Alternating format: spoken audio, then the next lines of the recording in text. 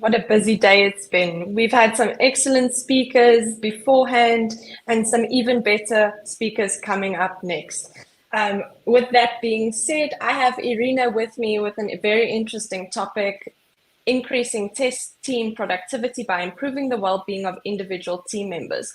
I'm sure that this is a topic that would interest all of our viewers today. Irina, I'm so excited to hear more. Hello, thank you.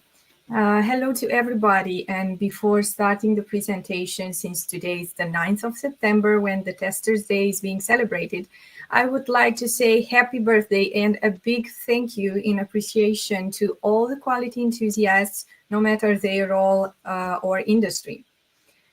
Thank you for joining me today in what I would like to be a short journey that will walk you in the soft skills development area, starting with soft skills in CTFL 4.0, soft skills mentioned in the CTAL TM 3.0, gathering around the core skills and the basics of them, going further to how skills affect productivity traits and well-being. And I also thought it would be useful to have a sneak peek over how these are related to company values, something that would interest both companies but also employees. A little bit about myself in the beginning. So I am a dedicated quality enthusiast in all the matters that I handle for more than 15 years in the IT industry, as a product owner, as testing generalist, as mentor, as trainer, coach, and mother. I am deeply convinced that the more you know about yourself and your people, the better you will run your business. I have a vast experience in both traditional and agile methodologies, and I'm in a constant pace with emerging subjects in the interest matters. And as an experienced consultant, I am dedicated to continue learning, either on the technical side, where I keep my eyes on all the A4Q certifications, but also on the coaching side, where I'm currently continuing my studies with Gabor Mate in the area of compassionate inquiry and in the area of cognitive behavioral therapy. Also improving people's lives and businesses altogether. Now, let's have a look at the synergy between technical expertise, team productivity, and how individual well-being plays a pivotal role in achieving high-quality outcomes and fostering a positive work environment. We will explore how these skills contribute not only to team productivity, but also to the overall well-being of team members.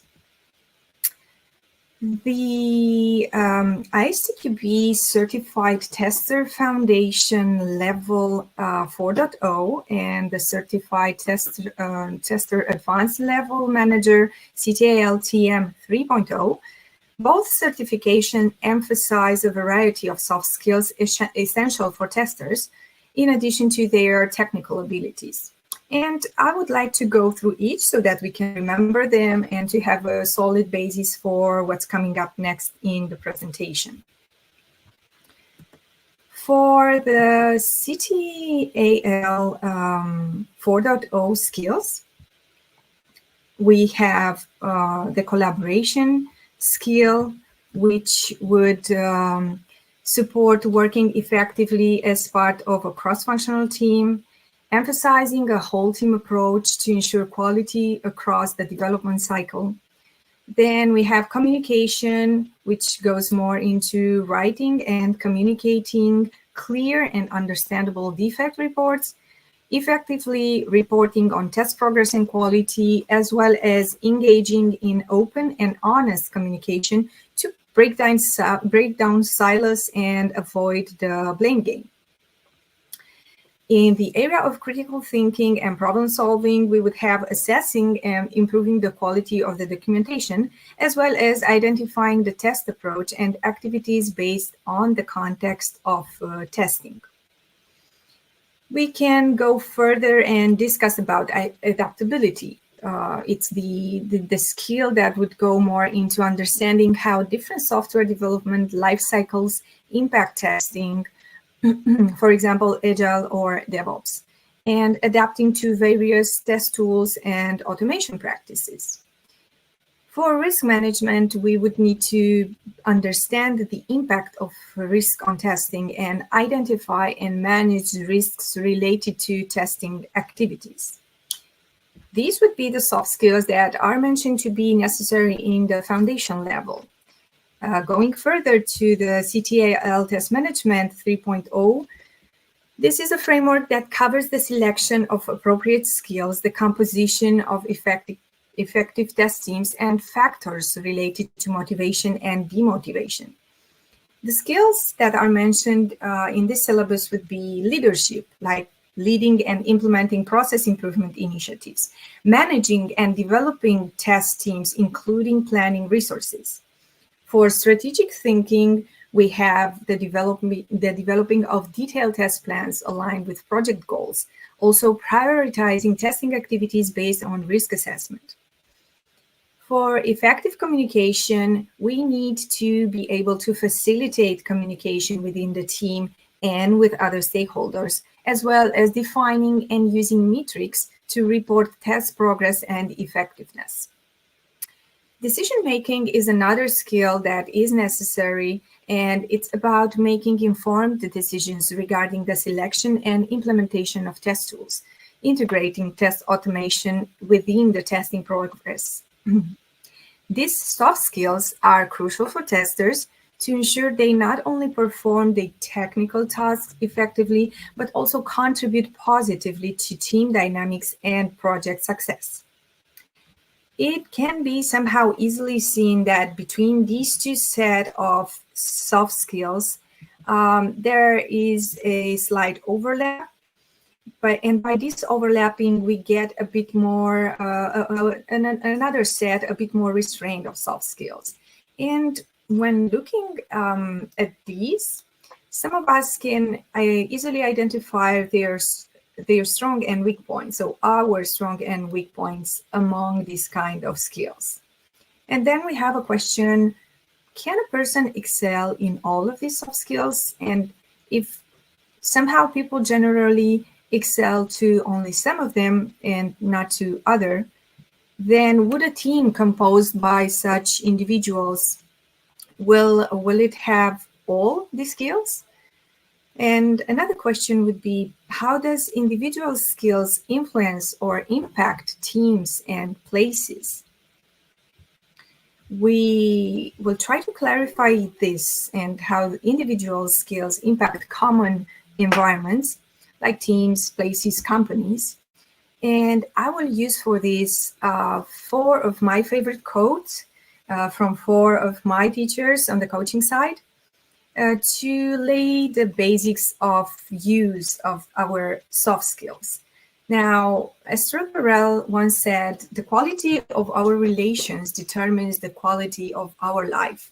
In the professional environment, this would mean that we should take our skills, put them in all our professional relationships, apply them in the business and in the team, and influence and determine our whole professional universe.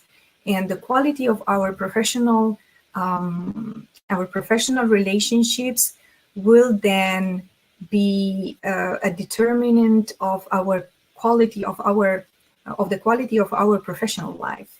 And then, of course, given the complexity of teams and the uniqueness of individuals, we should all be ready to understand that there's a rainbow of personalities, and not all people are as we are, and maybe not all of them have the good traits that we have, nor the bad ones or the weak ones that we have.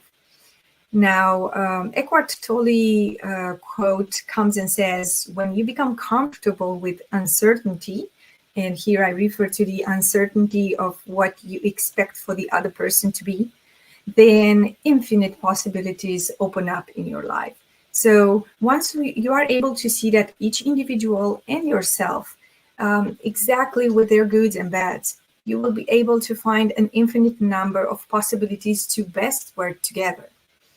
Another great quote that I consider to be at the basis of a great professional life is the one that says that appreciation felt by you does not automatically translate into appreciation experienced by the other. So we shouldn't let the little moments of pride and joy to slip away unmentioned. If we really feel positive emotions about someone, we should tell them. Unexpressed positivity is futile, unfortunately. Goodwill is actually meant to be communicated, and we should do that in order to improve our professional life. At the other side of appreciation, of course, we have annoying traits. What annoys us most is what we hate about others, and it's our own reflection. That's what Colleen Ross, another author that I'm currently watching, says. And always remember that what annoys us with others is actually what annoys us about ourselves. And we should take this as a path to introspection and to self-improvement, actually. Taking these basic ideas and having the soft skills remembered from CTFL and CTAL, let's see how these impact the team productivity and well-being. The core soft skills mentioned are related to team productivity. If we look at the traits that a productive team exhibits, we can actually see the parallel between them. So a productive team will have effective communication, will have collaboration, will have adaptability, critical thinking and problem solving, will have leadership, decision-making, and risk management. And here is how the soft skills actually align with these traits.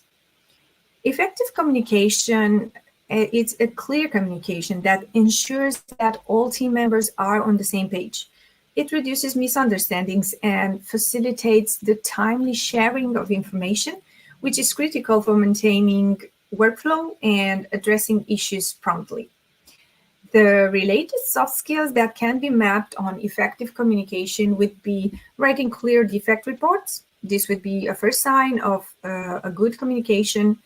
Effective reporting on test progress, and engaging in open communication, which means that we don't really rely only on reports, test progress reports or clear defect reports.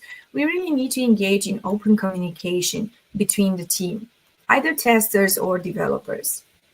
And this is how effective communication is being formed, and it supports productivity in a team. For collaboration, collaboration fosters a team environment where members support each other, share knowledge, and work together towards common goals, leading to more efficient problem solving and innovation. The soft skills related to collaboration are working as part of a cross-functional team, the whole team approach, and again, open communication. Cross-functional team is a team where the information flows no matter the roles in the team. And the objectives are or the problems are being seen with a whole team approach. This really fosters collaboration in a productive team. Going further to another trait of a productive team would be adaptability. Adaptable teams can quickly adjust to new challenges, technologies, methodologies, ensuring continuous progress even when conditions change. In order to be able to adapt, we need skills like understanding various software development life cycles, adapting to test tools, and automation practices. We can continue further with having a look to critical thinking and problem solving. How are productive teams handling this, and what skills are they using? A productive team would address issues effectively and would develop innovative solutions and improve processes, which will enhance overall productivity. The skills that they are using are assessing and improving documentation quality, identifying appropriate test approaches based on context. These would be two of the skills that they are using for using critical thinking and problem-solving abilities in a productive team. A productive team, another thing that they surely have is leadership. Effective leadership guides the team towards achieving objectives, motivates team members, and provides clear direction, which is essential for maintaining focus and productivity. The soft skills being used with leadership would be leading process improvement initiatives, managing test teams, and also strategic planning. Having a strategic planning upfront would make a team having a common purpose and leading the process along this one goal for the team. When we think about a productive team that has decision to take, the decisive teams can quickly navigate through uncertainties and make choices that align with project goals, ensuring that resources are used efficiently and critical tasks are completed timely. In order to do that, the skills that are required are making informed decisions on test tools and prioritize testing activities based on risk. And since there is no project without risk, we really need risk management in our productive teams. Teams that manage risk efficiently can foresee potential issues and mitigate them before they become major problems, thus maintaining a smooth workflow and reducing disruptions. Risk management is based on identifying and managing risks related to testing and understanding the impact of a risk. By developing the needed soft skills, team members can contribute to creating a more productive and efficient team environment, leading to successful project outcomes and improved overall performance. And this is how the skills are being related to team productivity. The productivity traits and soft skills discussed in the previous slides are closely related to well-being at work, to work-life balance, and to mental health. And I would like to show you how this connection looks like and happens. We were discussing about effective communication and the fact that it is a clear communication. This kind of a clear communication actually can reduce stress at the workplace and misunderstandings. It will foster a supportive work environment. When team members communicate effectively, tasks are clarified and they are managed effectively, and this reduces the likelihood of overwork. Just imagine without a clear communication or an effective communication, we would be facing unclear tasks, reworks, and so on. So that is why an effective communication will reduce the likelihood of overwork. Open communication channels actually allow employees to express concerns and to seek help when needed, which actually promotes mental well-being. For the other trait, which relates to collaboration, collaboration fosters a sense of community and belonging, which can enhance job satisfaction and reduce feelings of isolation. A collaborative environment can distribute workloads more evenly, preventing burnout. Working collaboratively helps in sharing responsibilities and emotional support, which can alleviate stress. You can imagine that in today's world, where remote working is at a peak, collaboration is actually heavily based on open communication.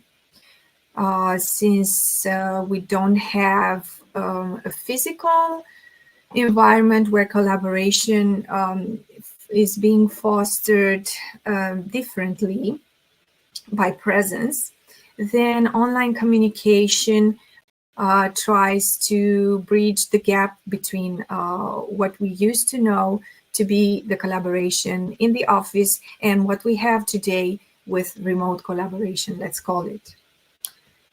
And somehow in this process of adapting to the remote world, we of course have adaptability trait. Adaptable teams can handle changes smoothly, which reduces anxiety. And the anxiety is usually associated with sudden changes in the workplace. So flexibility is another trait that supports adapting in different working styles and schedules and supports a better work-life balance. Adaptability can reduce stress of dealing with unexpected changes, contributing to a healthier mental state. So this is how adaptability and collaboration and communication all work together in a productive team. With regards to critical thinking and problem solving, these are skills that can lead to more efficient workflows and more fulfilling work experiences as challenges are overcome. Effective problem solving can reduce the time spent on issues, leaving more time for personal life. Successfully resolving problems can boost confidence and reduce anxiety, contributing to a better mental health. Reducing the time spent on issues, which actually leaves us with more time for personal life. When I said this, I'm also referring to personal life or personal time spent also in the team. We need some leisure time or some time to connect with the others at the personal level so that the team would be effective and productive. I was also discussing earlier about the leadership trait. A good leadership creates a positive and motivating work environment, leading to higher job satisfaction and, why not, to higher attrition. We all know that people don't stick to a job, but they stick to their manager, or I could even say to their colleagues. Leaders who prioritize balance can set realistic workloads and encourage time off, supporting employees' personal lives. Supporting leadership can provide employees with the resources and support needed to manage stress. And this really supports for the mental health situation of each person in the team. So leadership is really has a really important role in a team. For effective decision-making, ensures that work processes are smooth and efficient, reducing frustration. Decisive actions can streamline work tasks, reducing the need of overtime and promoting balance. Clear decisions reduce uncertainty and stress, which of course can positively impact the emotional state of each person in the team. Going further and discussing about the last trait, the risk management. Managing risk effectively can prevent crisis and reduce the overall stress of the workplace. By identifying potential problems early, teams can avoid last-minute rushes or overwork, supporting better balance. Proactive risk management reduces anxiety about potential issues and promotes a more stable work environment. Thus, we can actually say that promoting and prioritizing well-being of individual team members is a critical factor for enhancing overall team productivity. Overall, fostering these soft skills within a team not only enhances productivity, but also significantly contributes to the overall well-being, and to the mental health of employees. The productivity traits and the soft skills that we have so far are aligned with values. And companies usually embrace values on which they base their actions and their attitude towards employees and towards the market. So this is the reason why I really found it interesting to go a bit further and to see how the productive traits and the soft skills impact or connect with the company values, so that when we see or target as employees a certain company, we can relate to their values and make a proper choice. The table here in the image shows exactly what is the connection between the productivity traits, skills, and the company values. And I will go line by line to give some more details. So we were discussing about collaboration. The company value that encompasses collaborations is teamwork and cooperation.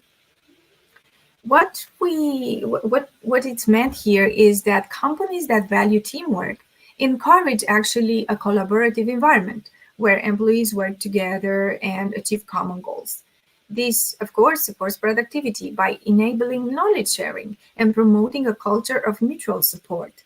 So if you are a person that really loves working into collaboration or who wants to learn how to work in a collaborative environment, you should look at your company values. For communication, the company value that fosters such a trait goes by the values of transparency and open communication. The connection between these two is that organizations that prioritize transparency ensure that information flows freely across all levels. Clear and honest communication reduces misunderstandings, fosters trust, and aligns team efforts towards shared objectives, which enhances productivity. So again, when you want to increase your communication skills, or when you know you want to practice them at their best, then your company value should be transparency and open communication. Looking at adaptability, we are thinking from a company point of view at agility and flexibility. The connection between them lies in the fact that agility helps teams adjust to changing circumstances quickly, maintaining productivity during shifts in priorities or unexpected challenges. A company that values flexibility encourages employees to innovate and be resilient in facing changes. For the critical thinking and problem-solving trait, the company value that we have is continuous improvement and innovation. It sounds nice, and what it means is that the organization that value continuous improvement employees to think critically about existing processes and find ways to improve them. And this leads to more efficient workflows and the development of creative solutions to challenges. For the leadership trait, the company value is empowerment and accountability.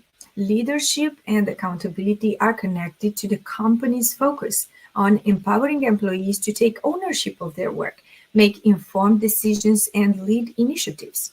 This fosters both individual and team productivity by encouraging proactive problem solving. Decision-making is directly related to the company value, ownership, and accountability.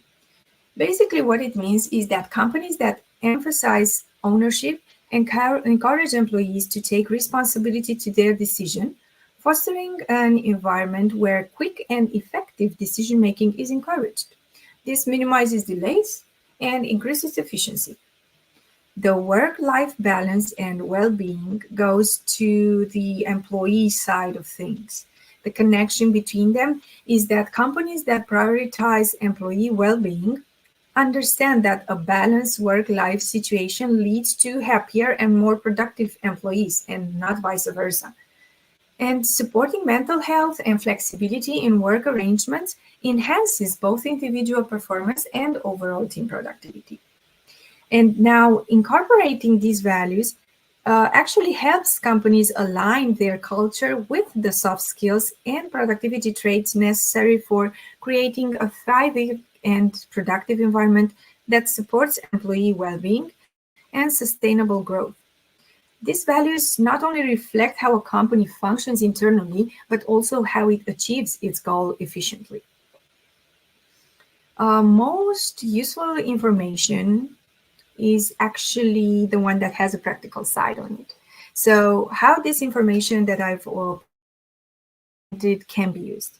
In today's world, with very different and a lot more complex life processes, developing soft skills is vital and should be part of the professional development of each individual. Knowing their connection with well-being is something that brings an extra plus point over their performance and their importance. On the professional side, we have seen that these soft skills directly impact productivity, thus business.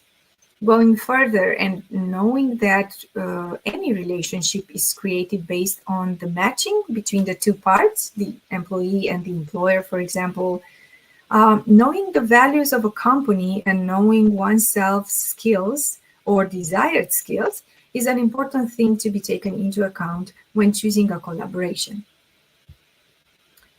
With this, I've concluded my presentation, and actually my desire is for this presentation is to have it as a starting point of discussion. So let's talk about it. I invite you. You can find me via LinkedIn or in the contacts mentioned here. With this, I want to thank you for being present today, and I would see you on the other presentations of my colleagues. Irina, thank you so much for an excellent presentation. We all thoroughly enjoyed it. We do have a couple of questions for you. Does fostering a collaborative environment specifically lead to increased productivity? Well, collaboration promotes knowledge sharing and encourages mutual support among the team members. Now, this really results in a faster problem solving. Just imagine when you have a good collaboration with your colleagues that things go smoothly and ideas come and start building brick like brick. And it really reduces the duplication of effort and ensures that the tasks are aligned with common goals. So this really boosts overall productivity. Yeah. The next question links on that. What are the main challenges that a company might face in building a culture of teamwork and cooperation? Okay. Now, indeed, there are a lot of challenges there, especially because people are very different. And I think one of the key challenges is ensuring clear and open communication across teams, especially in larger communication or in nowadays with a lot of remote work. The issue is that misaligned goals or the lack of shared resources can hinder cooperation. So I think these two should be 2 points where the efforts of a company should be aimed. Additionally, it requires leadership to model the collaborative behavior, and I think rewarding team efforts would be a good thing rather than focusing, of course, solely on individual achievements. With that being said, how can we measure whether a collaborative environment is actually improving a team's productivity? Measuring productivity in a collaborative environment can be done actually with several metrics. One would be reduction in task completion time. It's easy to see when the task when the task completion time drops, then that would be a good metric to see. Then improving quality of work, like having fewer defects or fewer revisions, that really shows improvement. Then I think we can use surveys, employee satisfaction surveys. Those really go well with checking how the collaborative environment is doing and what is it doing for the team productivity and how team members feel, if they feel supported and engaged. And these two relate directly to productivity. Yeah, so there are several metrics that can be used. Irina, I'd like to offer our thanks to you once again as a returning speaker for your session today. To our audience, if you enjoyed Irina's presentation, please head over to our website and click on her as a speaker. You can offer her a kind vote in that section for our best presentation and best speaker award. Irina, once again, thank you very much for your time, and we look forward to having you in one of our next sessions again. Thank you very much, Abby. Thank you, everybody.